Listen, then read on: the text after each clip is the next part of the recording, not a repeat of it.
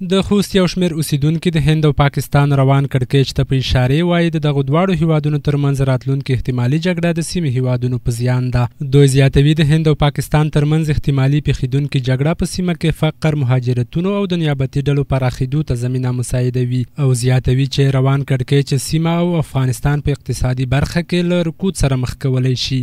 په سیمه کې نسبي موجوده امنیتي ثبات له منځه ځي، امنیتي بې ثباتي رامنځته کیږي او ترهګریزې ډلې واده کوي، یو جګړیز حالت حاکمیږي. د هغې ترڅنګ اقتصادي موضوع ده، د سیمې په اقتصاد باندې مستقیما اغیزه کوي، ځکه ترانزیټي لارې تړل کیږي، د خامو موادو او نورو توکو د لیږد پر وړاندې ستونزې ایجادیږي. همدا اوس هم د افغانستان بار لرۍ په واګه بندر کې ولاړې دي. د سیمې هیوادونو ترمنځ ډیپلوماټیکې اړیکې سیاسي بې ثباتي رامنځته کیږي چې دا یو ډېر ستر ناورین ده، ځکه د سیمې هیوادونو په کچه باندې له یو بل سره ډېر ښه ارتباطات موجود دي په اوسنیو شرایطو کې.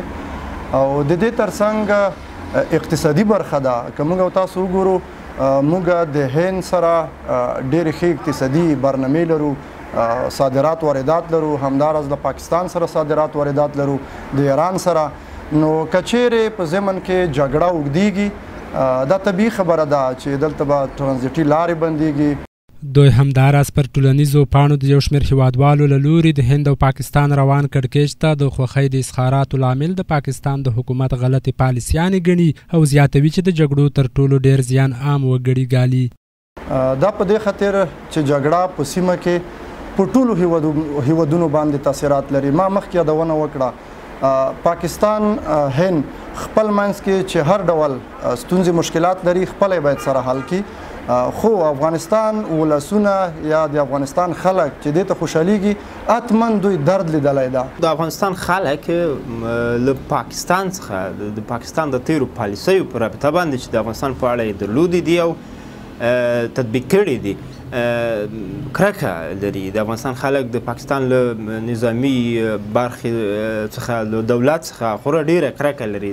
د همغه کرکې پر بنیاد باندې خلک په عامه توګه باندې دغه جګړې ته خوښ دي او یا خوښي اظهاروي. خو همدا اوس زموږ تجار له ضرر او ضربې سره مخامخ دي. همدا اوس زموږ توکي او وسایل چې ترانزیټ برخه کې له پاکستان سره ډېر شراکت لرو، له هند سره یې لرو، په وجه کې هغه اموال چې انتقالیږي له ستونزو سره مواجه دي.